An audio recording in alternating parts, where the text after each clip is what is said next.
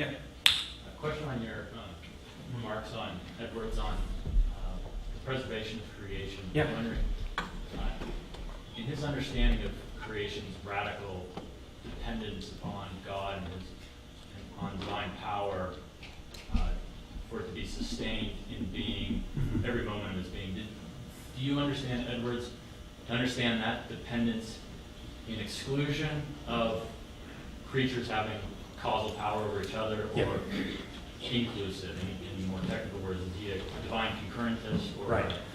Yeah, and there's actually a debate upon this. There's a great article if you want to follow that question up. The question is basically, if does Edwards think that God causes everything directly and that's all there is to say, or does he also believe that there's sort of in terms of the story itself, there's causal relationships, so that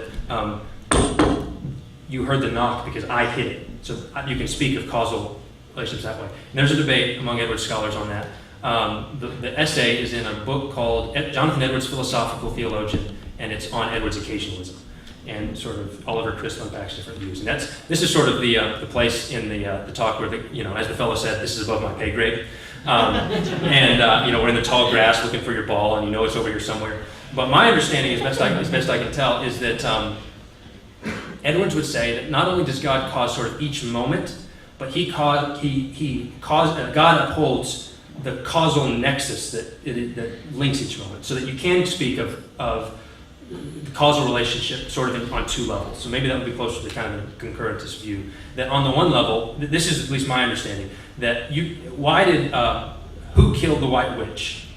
Well, Aslan did. Well, who killed the White Witch? C.S. Lewis did.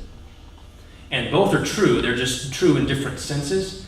And so it's not merely that sort of God causes each moment and then causes the next moment and there's no link between them, but any sort of linking action, so what hangs around is also upheld by God. So when in that quote I read, he upholds the laws of nature. So that there really are laws of nature, and they really do have reality in one sense, but they themselves are upheld by God. So that my extrapolation is that, for example, Edwards' understanding of the laws of nature is that the laws of nature are simply our descriptions of God's acting at a particular place. Okay? So laws of nature don't have sort of some independent existence in themselves. It's our descriptions of God acting in that place, but they really are there. So there is a debate among Edwards scholars about how occasional. The article I think is called "How Occasional Was Edwards' Occasionalism?"